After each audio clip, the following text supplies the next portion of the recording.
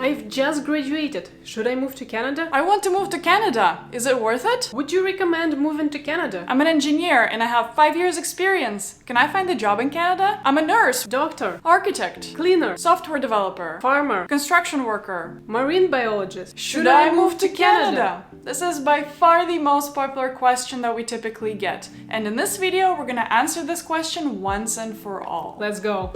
Hi guys! Welcome to our channel Make the Change, where we talk about how to arrive, excel and thrive in Canada. And in this video, we are gonna help you make a decision about whether or not to move to Canada. And I will caution you right away, answering this question is not as easy as it seems, because we have so many more questions in return before we can answer it for you. We can't just give you a generic yes or no. We don't know you and your life circumstances well enough to be able to answer this question realistically. What we can do instead is guide you through the decision-making process and share our own mental model that we've used when we were making the decision about moving to Canada. Well, if you're thinking about moving to another country, you probably have these main reasons, like safer life, more job opportunities, more money, safer living, better environment for your kids, and so on and so forth. Well, before we even start talking about whether or not you should be moving to Canada, let's take a small step back.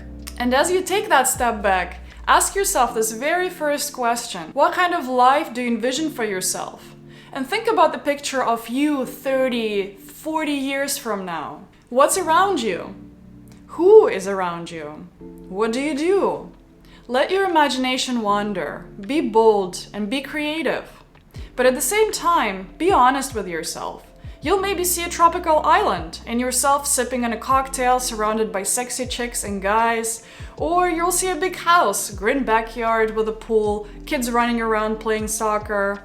Or perhaps you'll see yourself as a CEO of a billion-dollar company, speaking at conferences and changing the world. All visualizations are valid if they are truly yours. Now, once you have this image in front of you, ask yourself this question.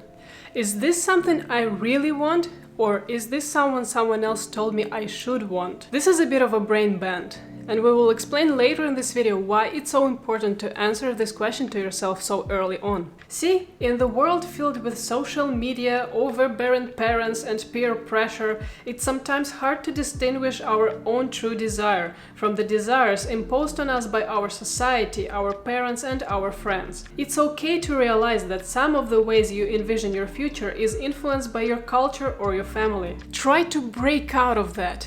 Be truly honest with yourself, because it's just you and your dreams in this room. After all, you're considering changing countries and likely even continents. It means you will extract yourself from your environment and your culture surrounding you, and you will move somewhere with a multitude of different culture mixes. You will break out of your current influencers. You will likely adopt a new view.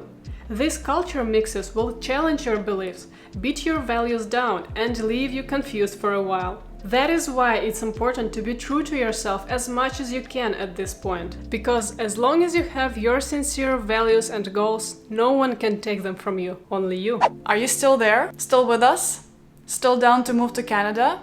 If yes, that's awesome. And if you lost us here, that's totally fine too. It just simply means that you might have avoided having to make a decision that you didn't want to make in the first place. You just simply dodged the bullet. If you are still confident that Canada will get you to where your life vision is, let's switch some gears and think about where you are today. Where are you in life right now? What's your current career or education situation? You could be a student finishing a degree that you're doing, or perhaps you already have a couple of years of experience behind your back. And as you think about where you are today, I suggest you also answer the following 2 questions in no particular order. The first question is stupidly simple.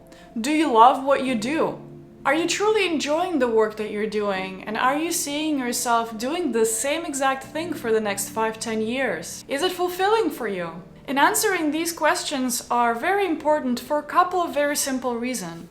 First, you simply want to be honest with yourself and make sure that you're dedicating your life to something that you're really passionate about. Secondly, moving to Canada will not be easy for you, and you will most likely have to take a couple of steps back in your career. It takes full dedication and a lot of passion for what you do to be able to go through all these challenges and jump through all these hoops you have to just to be able to come out at the top eventually. The truth is that if you're stuck doing what you hate, you will quickly burn out in Canada, and your experience in Canada will be utterly negative. And you might even eventually decide to come back to your home country, to your old comfort zone, where it's easier to keep doing the old job, but at least you don't have to start from the very beginning to prove yourself, and everything is very familiar. If you love what you do, great. If you don't, well, consider doing something about it, even if you're not moving anywhere, because no one deserves to spend a third of their life on something they don't love. Consider picking up a new skill or taking some courses to learn something new. Moving to Canada as an international student could be your next best thing to do. Or if you want to change your career path, this move to Canada can open a new dimension of opportunities for you. New environment, new people, and new ideas. As long as you're ready to hit the ground running and be flexible, you can navigate your new life in Canada and choose what to do next. And aside from that, while defining what your passion is very crucial for your life and especially for moving to Canada, you also want to make sure that your profession and your skills are in high demand in Canada so that you can actually get a job easily there. So the next step for you is to do some research and get an understanding of what's the demand for your profession. What's the average salary and which provinces and cities are best for people with your profession? Doing this research will help you gain the confidence about moving to Canada and will give you some early clarity on how to narrow down which city you should move to. We will leave a couple of links below to give you an overview of the most in-demand jobs in Canada in 2022. Your ideal situation is that your profession is in high demand in Canada and you have some experience in your pocket. Ideally, you would have 2 to 5 years of experience because most likely you will have to start over in Canada, so it'll be easier for you to roll back to a less senior position in that case. With the right attitude, you can build back quickly thanks to your experience and knowledge. Otherwise, imagine you have to roll back from a director position in your country to a, let's say, intermediate specialist in Canada, and you have to report to a director who's younger than you. It's not easy, but not impossible. And if you don't have a lot of experience and cannot collect enough CRS points for your immigration, and you've just recently graduated from school or maybe are still going to school, you can also consider studying in Canada. I think studying in Canada is very rewarding, because you get to meet a lot of different students who are in a similar career situation as you.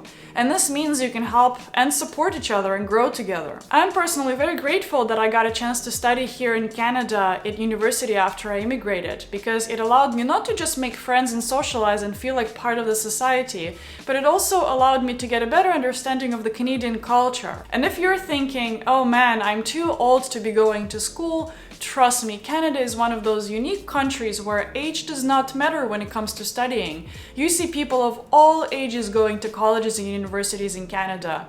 When I was in school, I was working in the same study group with a 50-year-old woman who was changing her careers at that late stage in life. And you know what? I couldn't be more impressed by her brave choice. And on top of that, I was very excited to be part of her group because she had so much wisdom and experience to share that none of us had in the group. Hopefully, answering these two simple questions gave you a little bit more clarity about moving to Canada. And by now, you have an idea of what you're truly passionate about and whether or not your passions are in demand in Canada. So now that you have your answers to these questions, the next important question for you to answer is the following. How badly do you want it? And by it, we mean the vision of your life that we've asked you about in the beginning of the video. We've mentioned earlier in this video that it's very important to answer yourself this question. Is this something you really want? Or is this something you think you want because your decisions and goals are influenced by someone else? Well, the reason why it's important is simple.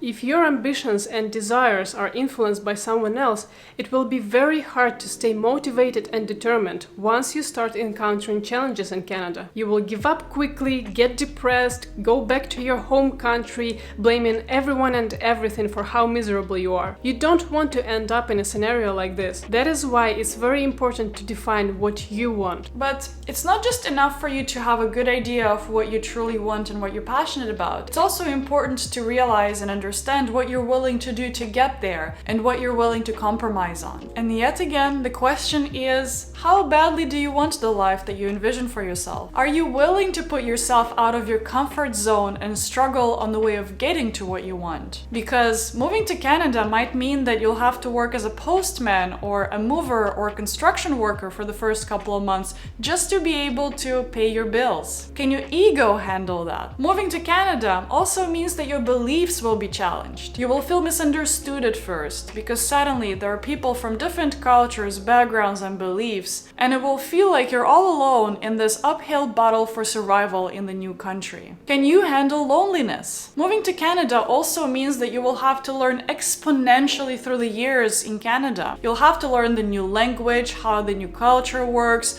how the systems in Canada works, and sometimes even how the everyday life and things get accomplished. For some, it takes up to 10 years to finally feel comfortable in this new Canadian system. It takes an open mind, a willingness to learn and to be wrong, and also a willingness to fail. Are you ready to open up yourself for a very steep learning curve?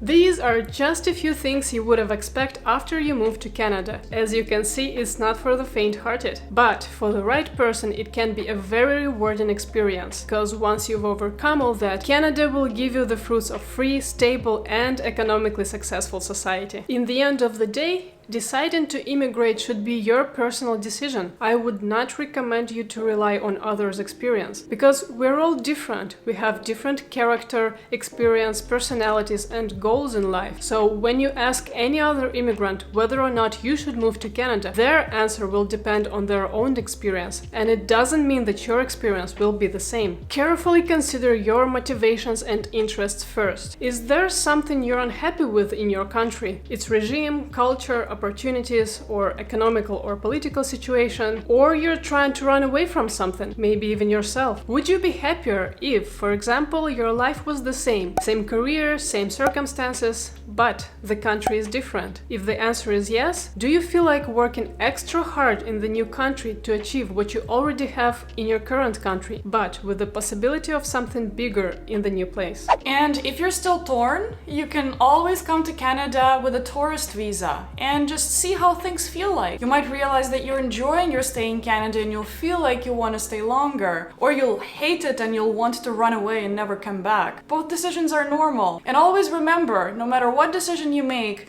you can always go back home. All right, I think you have a lot to think about and a lot to process.